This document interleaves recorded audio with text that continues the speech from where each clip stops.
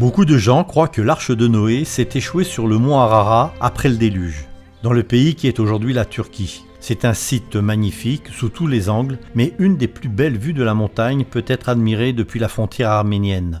L'Arménie fut le premier pays à adopter le christianisme en tant que religion officielle en l'an 301 après Jésus-Christ. Bien que le christianisme se soit répandu dans ce pays depuis longtemps, les adventistes de la capitale Yerevan prient pour des opportunités qui leur permettraient de prêcher un message unique aux habitants de cette grande ville. Notre objectif principal est de répandre le message des trois anges dans cette région de Yerevan et de se mettre au service des gens par le biais du ministère de la Santé. Après avoir travaillé dans la région en tant que pionnier de la mission globale depuis maintenant 2 ans et demi, Vigen a mis sur pied un petit groupe de croyants. Ce petit groupe est désireux de partager le message adventiste et s'est rendu compte que le ministère de la Santé était le meilleur moyen pour entrer en relation avec la communauté. Au cours de l'année écoulée, ils ont organisé une expo santé à petite échelle avec à l'affiche des séminaires sur le style de vie où des programmes tels que Respirer librement à l'intention des fumeurs étaient proposés.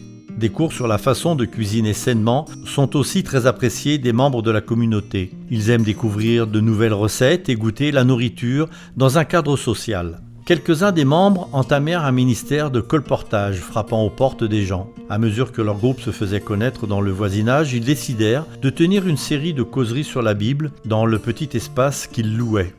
Ils envoyèrent des emails et distribuèrent des dizaines d'invitations pour inciter les gens à venir à ces causeries. Mais à quelques jours de l'événement, ils furent expulsés du bâtiment. Alors les membres prièrent. Après quelques jours de prière, nous avons trouvé un bâtiment, dans la même rue, 2 portes plus loin. C'était presque à côté. Pour nous, c'était un miracle incroyable que Dieu avait accompli. Prenant cela comme un signe venant de Dieu, les causeries eurent lieu comme prévu. Karine reçut une invitation d'une amie. Elle était prête à tout essayer afin de combler un vide qu'elle ne pouvait expliquer. Cela fait à peu près 2 ans que j'ai rencontré Vigen. Quand je l'ai entendu parler, mon cœur a été touché. J'ai commencé à comprendre la Bible et ce vide a été comblé. Karine fut baptisée, elle est à présent une membre très active de l'Église adventiste. Je suis devenue une nouvelle personne. À présent, je suis plus fidèle à Dieu. Où que j'aille, je ressens une paix et une sérénité qui m'étaient alors inconnues. L'œuvre de la mission dans une ville comme Yerevan peut s'avérer extrêmement difficile. Parfois, l'implantation d'une église peut paraître une tâche insurmontable, mais grâce à la prière, de nouveaux groupes de croyants peuvent voir le jour. Les pionniers de la mission globale se sont rendus compte qu'en utilisant la méthode du Christ, ils peuvent briser des barrières, ce qui n'aurait pas été possible autrement. Nous montrons aux gens que nous les aimons, que nous nous intéressons à eux, que nous sommes disposés à les aider à résoudre leurs problèmes quotidiens.